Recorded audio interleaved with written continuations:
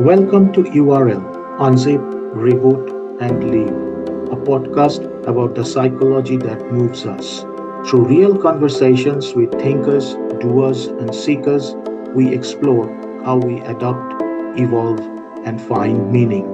So let's unzip, reboot, and leave.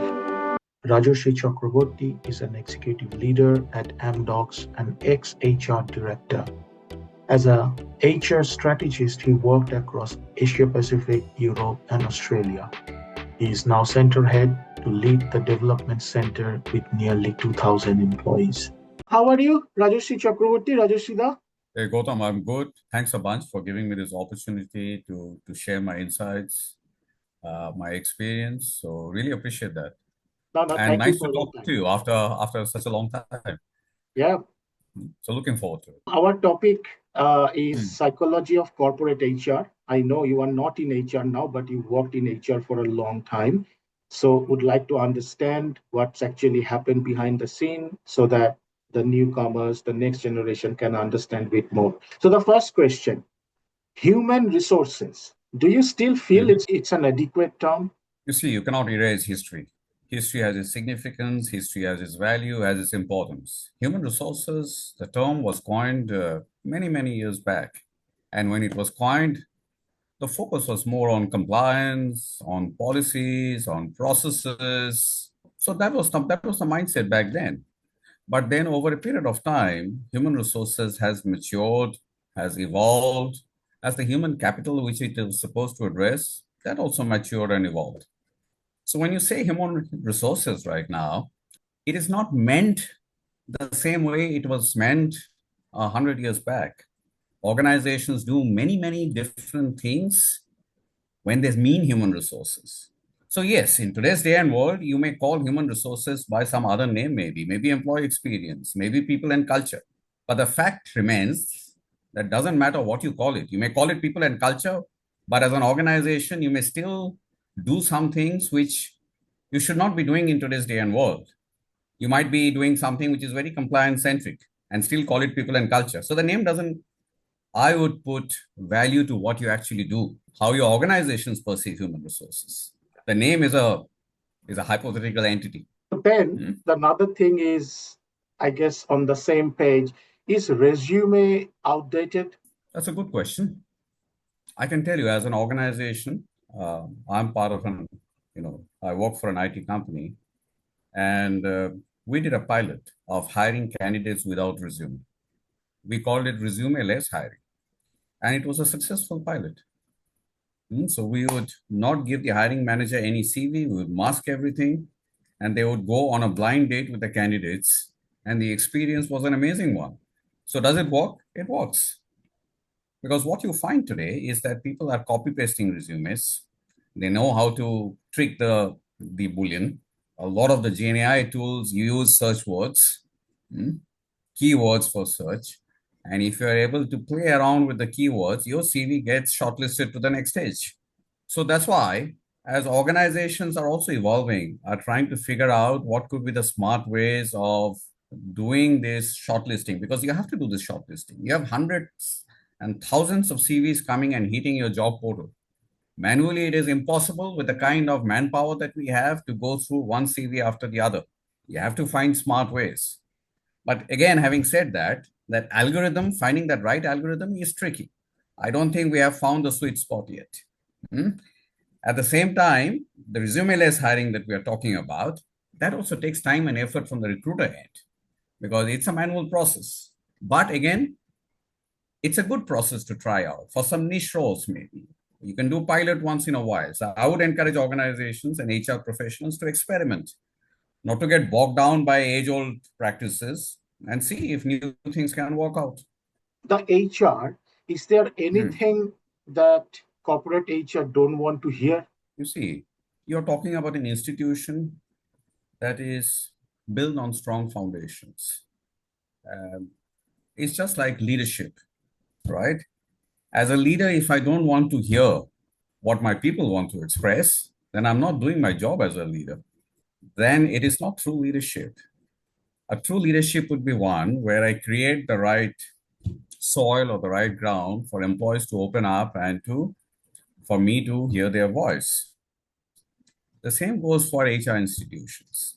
So HR institutions, to be credible, they need to do their soul searching. They need to do their own dipsticks to ensure that they are being perceived in the way they should be. If not, they're just hearing things to satisfy themselves, satisfy their ego, and this will lead them astray. They will not achieve the goals or the objectives for which they have been founded at the first place. So I would say I would give them a word of caution and be mindful about it. I still believe and I still hope that HR is hearing what the people really want to express or to communicate to HR to. I really hope so. In my experience, or Mm, when, I mean, I'm a failed recruiter, so when I was doing that, most of the time I came across it's a transaction happening between two entities. Very, very few times it's the contextual intelligence, the context of humanity, the context of understanding what the real aspirations are actually come into the picture. And I'm not saying these things doesn't happen. It happens only based on few individuals who think that way. As an institution, when it comes, it's all transactional. How you see it? it's a very good question. I have worked with a lot of recruiters in my life. I've done a lot of hiring. And when I'm looking at the organization that I'm part of and the number of varied roles that we are trying to source candidates for, um, it's a very relevant topic of discussion. Firstly, the recruiters. Uh, they are under a time pressure to source, and they are SLAs. They are not measured on the understanding of the job descriptions that they are supposed to source for. If I were to ask a recruiter to sit in front of me and grill him for those roles and their understanding of those roles, uh, have they talked to the top 10 or the top two employees in the organization which play these roles? Do they have an understanding of what they really are? These are fundamental questions I would be asking to the recruiters. So the recruiters themselves can elevate their skills to a great extent. And when they know the jobs better, when they can imagine or they can empathize with the jobs, they're in a better position then to, to source the right profiles, to do the right round of first interviews with the candidates. So that's the fundamental thing. The second, uh, I always do when I interview a candidate for a job. I'm looking at the experience and the skill sets that they have, but at the same time, I'm looking at cultural fit. To me, till date, cultural fit is the most important thing. The candidate, man or woman, I don't care. Um, do they demonstrate passion for the role? Is it, do I see a glow in their eyes? Are they excited? I try to show them the future, 2 years, 5 years from now, what the role may mean to them, how it can change, transform them. Are they excited to be part of this journey? Do they think it will make a difference to them? Do they think it will make an impact on the lives of the people that they will be touching with what they will be doing? If all that is a tick, then maybe I am on the right track to selecting the right candidate. And maybe the candidate has the right organization for himself or herself. It's not a one way process, it's a two-way process. So I'm continuously checking if the candidate is right for me and if my organization is right for him or her. It's a conversation that we have. And this conversation at the end of the day has to be a conversation where we both agree that we gel and we align, we're on the same wavelength. And then only we will go ahead with an offer, maybe. I was just doing some research and I find Mm, it very funny that it says around 85% of the jobs filled through referral and recommendations. mhm, Actual job boards, only 2%, 3% things are happening. mm, Okay. Now, when someone is recommending someone or someone is mm, referring someone, mm, most of the cases, I guess mm, 99% of the cases, it's recommended by the previous job they have done. So, mm, based on the skill and experience. Now, in today's day and age, where all the technology, AI, everything is coming into picture, then how or why not till we are equipped enough to understand purpose, creativity, aspiration, or rather fluidity? in the sense I actually recruited an IT guy into a marketing role, and that guy is Hmm. still working. It's nearly 10 years now. Hmm. So that kind of fluidity or blending didn't happen or couldn't happen in the referral process. How you see this? Just to understand you right, what you're trying to say is that in the referral process, there are some gaps in understanding or in aligning on the purpose, the reason for pitching the job, showcasing the job. Yes, or in Um, general, there is a gap. Like people are not really, or we are not yet equipped to understand the purpose, the creativity, the aspirations, and everything yet. I hired someone in my team, and it was an employee referral candidate. The employee who referred this candidate is is someone that I really value in my team, and he or she has excellent knowledge of what we do, why we exist, what is our purpose. So it starts from your team member itself. If my team or if my organization doesn't know why we are there in the first place, then we have a problem. Then obviously employee referral will also go haywire. That means our employees are not engaged. So I'm talking about an organization where employees are engaged, where you have good employee sat score, people are aligned with the purpose of the organization. And when such employees are referring, it will give you value. But if you're talking of an organization which itself hasn't been able to cascade the reason of its existence to its larger employee force, then yes, then you have a question mark with the employer referral.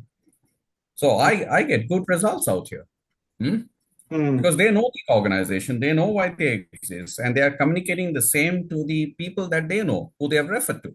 So they are also aligned even before they have come for the interview. hmm. And I can And see the spark in.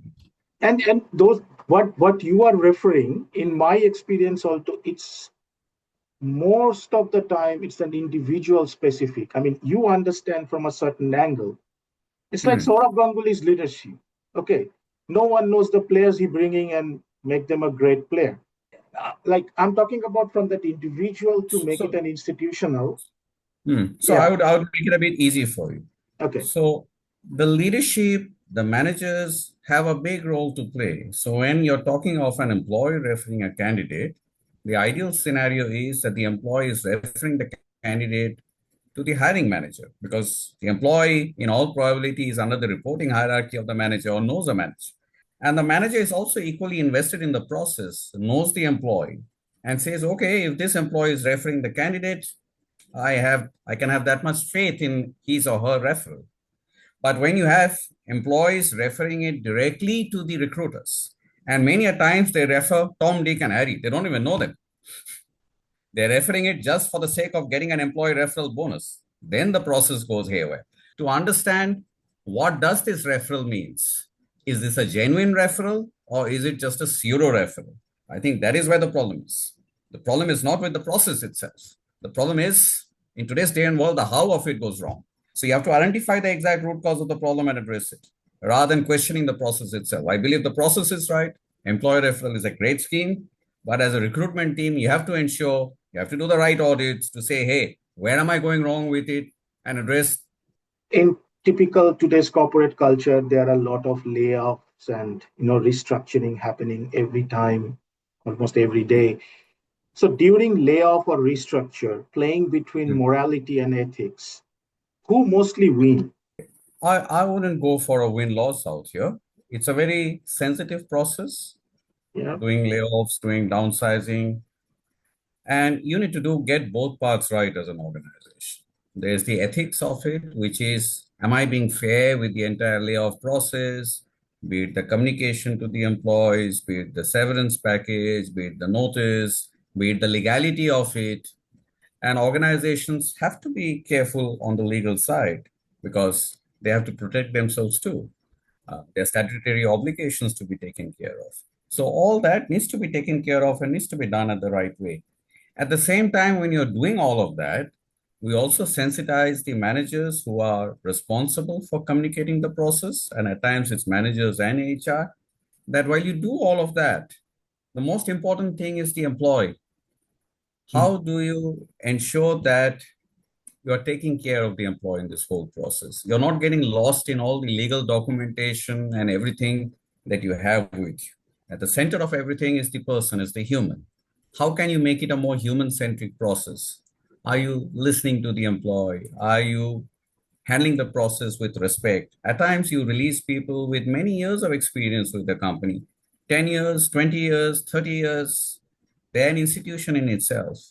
Such cases are very tricky. And you cannot say you can be ethically right, but at times ethically right doesn't mean that you are right. The process, it is you as a leader, as a manager, you have to be extremely mindful about how you take care of such processes. I have an open door policy, and whenever I have employees reaching out to me to discuss sensitive cases, I take time out to talk to them, try and understand, what went right, what went wrong, what we could do better. If I can do anything as an organization to go out of the way to help the employee over and above what we did on the ethical part, meaning, forget the legality of it, over and above the legality, I will do it. Because at the end of the day, doesn't matter. What matters is, have we really been able to address all the emotional needs of the employee? Hmm. Have we really been able to take care of employee? Forget all the documentation, the legal part of it. If we have been able to do that, then yes, then we are good. What is the strategy if someone Hmm. can't play corporate politics You or don't have, the power game? ah, mm, that's a good question. You see, politics, power game, uh, they're there in every organization in some form or the other, and you cannot completely eliminate it. But when you talk politics and you talk about org culture, at the end of the day, meaning I have walked across multiple continents, walked with people from maybe 20 plus different cultures, and I've realized at the end of the day, it has its roots in culture to a great extent. If you take Asian culture, or if you take the American culture, or let's say European culture, and you talk about different cultures, be it individualistic, collectivism, or the power distance that you have in different cultures. So let's take, for example, an individualistic culture where the power distance is low. Individuals are much more comfortable about showcasing what they have done, their achievements. They do not get uncomfortable with hierarchy. So they are able to demonstrate what they have done with a great more ease. So they are less impacted in some sense because they don't need to go behind the scene to create to influence a relationship, because they are able to directly showcase their, what they are. While in an organization which is like an Asian culture, which is more on collectivism, the distance from the power is high. You are trying to create alliances, you are trying to create cliques, you're trying to find indirect ways to influence, because that's the way you're able to showcase yourself. Now, forget all of this for the time being and think of now, where you have Gen Z as a dominant workforce in every organization. In our organization, 50% plus is Gen Z. They are very different breed. They are Hmm. very outspoken. They are not shy about talking about what is in their mind. They express themselves. They just mean work. They mean productivity. They have a work-life balance that they want to respect to. They want the organization to take care of it. They are not shy about talking about their well-being. So in today's day and world, I feel this is going to be a lesser problem. I think politics is going to be there, but I think it's going to less disrupt the work, or less disrupt the growth of the individuals in the organization because of political ramifications. Hmm? So I feel happy. I feel optimistic. I am also very optimistic about the Gen Zs. So you just touched upon it, but I would like to hear a little deeper. Maybe three, Hmm. five really positive you are seeing in Gen Zs where we can learn something from. They're very digital savvy. In some ways, GenAI first, which makes it easy for organizations, get them, go cracking, put them in projects which are mission critical. They say what they have in their mind. That makes it easy because they're challenging past paradigms. They're questioning. You may say they're questioning authority. No, they are questioning because they they're asking themselves fundamental questions. Why can't this be done differently? I really appreciate that. And this is something great for innovation. Um, I find them, they are they, very ethical. you see, when you talk about ethics, you're talking about rights. And I believe today's Gen Z, they are much more open about talking about their rights, talking about what is correct, what is wrong. So from that perspective, yes, ethical to a great extent. Not the next skill set. Okay, for skill set point of view, we understand it's AI or these new technologies, blah, blah, blah. But Hmm. the next mindset we need to cultivate. I don't know. I talk about a mindset in my teams, in my organization, which I believe is fundamental, uh, which is discovery mindset. You have to have the mindset to ask the right questions and to challenge status quo. And if you look back at the world, fundamental innovations have reduced over a period of time. A lot of the innovations that you see around you are more business model centric innovations. The real core technology innovations have become lesser, or at least we don't hear that much about it. And that's because I think we have stopped asking fundamental questions.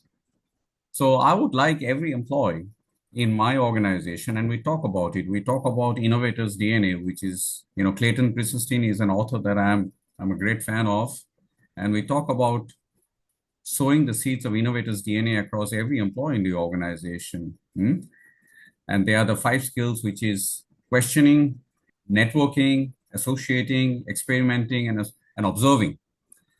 And all these five DNAs help you to better discover any problem or anything that you're experiencing in your life. And you're also able to apply the same discovery skill set on your own life. And this is my message to Gen Z at many a times. I think one of the areas where Gen Z needs to improve is to is to develop a better holistic ability of understanding themselves. Your discovery process first starts by your self-discovery. Who are you as an individual? Do you know yourself? Do you know what you enjoy? Do you know what you don't like? Do you know what you're passionate about? And when you discover yourself, then you're in a better state to discover stuff around you. Hmm? When you join an organization, that's the ideal opportunity for you because you're new. Discover everything around you. Discover what the team is all about. Discover what the larger team is all about. Discover what the organization is about. Discover what the customers are all about. When you discover this fundamental mindset, it does wonders to your growth journey. Yeah. So that would be my message. And This is a little India-centric question. It can you like we can replicate this question across any mm, other plan as well.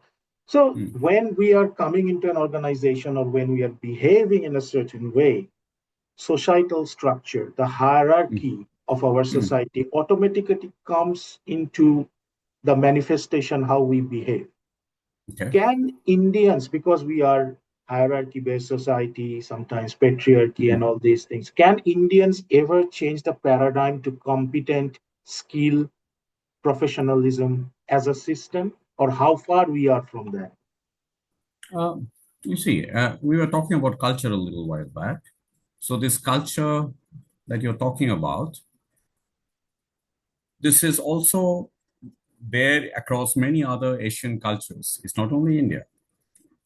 It is the larger Asia Pacific region. If you leave aside some of the more some of the countries to the extreme far east, but other than that, most cultures demonstrate this. Now, things are changing also over the years because it's deep rooted in the education system that was there in India for many years, where it was the guru shishya relationship, and a shishya you cannot challenge the guru. Now that itself is changing. The pedagogy of teaching has changed, is changing across many schools. And when I personally have been to some of the government schools in Delhi, I was really surprised at the way the teaching methodology has changed. They teach innovation and innovation techniques starting from design thinking at from from middle school, and they're organizing hackathons. They are talking about entrepreneurship at school level. So they know they've been taught the tools and the skills to challenge. Hmm. to ask questions, to find new problems to solve. They are encouraged to go back to their homes, to the communities that they are part of, and pick up such problems. So I believe the journey has started. Uh, at a grassroots level, the changes need to happen, and we are seeing the ripple effect of it when more and more of the Gen Zs are joining organizations. But yes, I think it will take time, and over a period of time, I believe the change is inevitable, Gautam. Hmm. Do you think HR is ready to handle the deeper psychological shifts, okay, which is loneliness or identity crisis or burnout, Hmm. for example? I'm not sure whether HR is ready or not. The fundamental question is whether we as a society are ready or not to tackle these changes. I'm a parent to two kids. Am I, as parents, ready to spend time with my kids to understand whether they are experiencing these challenges? So it's a larger societal problem. For example, when you see the amount of migration that is happening, people moving between cities, people moving between countries, they leave their families and they start a new family. Do they realize that they are starting a new family? Are they investing in the new family?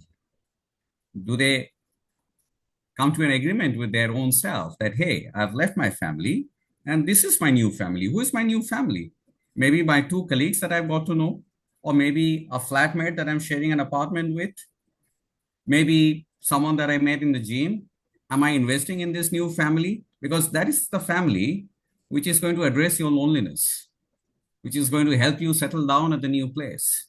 It's a deeper psychological issue, and I believe HR, human resource organizations, should step away from the traditional work that they are doing and understand and better discover the real problems that the society is plagued with, that the employees are plagued with, and take time out to identify the top five, six problems and find creative ways to address them. This is the need of the hour. Nice, very nice. Loneliness is one just example, and I've given you a reason behind the loneliness also. And as like more migration happening, identity crisis is also go up, have to be. Absolutely. And you talk about, let's say, Gen Z, and they are, in our days, we didn't have a single app, and they are navigating maybe 20 apps on their phone. So, are they busy? They're more busy than us. They're super busy. How do you handle business in life? You see, it's not only loneliness, you have many, many such problems. You have business, you have consumerism. So much of consumerism. Is it over consumerism in today's world? How do you handle it? Are you conscious about how much you are consuming? Be it digital data, be it financial. Are you investing time and money to better manage your finances? Are you better prepared to handle your future 20, 30, 40, 50 years from now? Do you have the skills, or are you too consumed in today's present?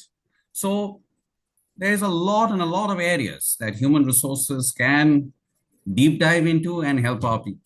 So the last question to you is give us some tips like how this corporate HR will behave in next 5, 10 years so that the newcomers will understand a bit more. I think corporate HR, at the end of the day, we are dealing with people. We are dealing with humans.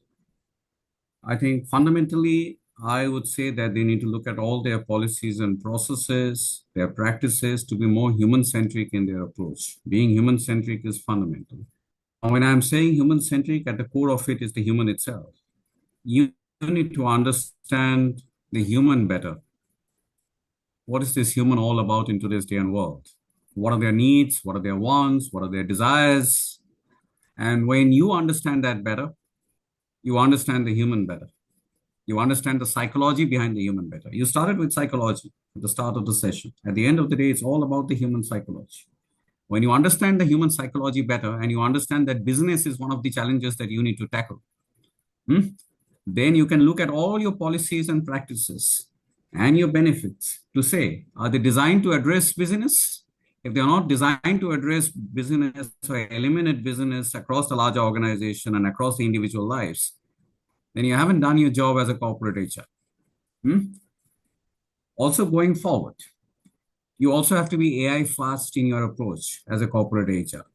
AI has its pluses and minuses, but at the same time, AI is also creates a great leveling field for employees to be easily able to access policies, practices, at the same time to be able to speak out their voice.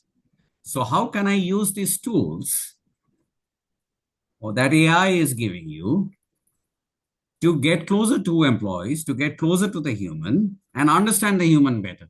If you're able to use these tools in the right way, you are in a great position of strength to move forward to the next stage of maturity as a HR organization. Okay, so this would be my message. On that, thank you. Thank you, Rajarshi, for your time. Thank you for your wisdom. No, my pleasure, Gautam. It was good questions. I think it helped me introspect at the HR that I did for so many years and the HR that I'm doing now in a leadership role. I also took a few pointers to myself about things that me as an organization need to do better. So thank you for the session. Thank you.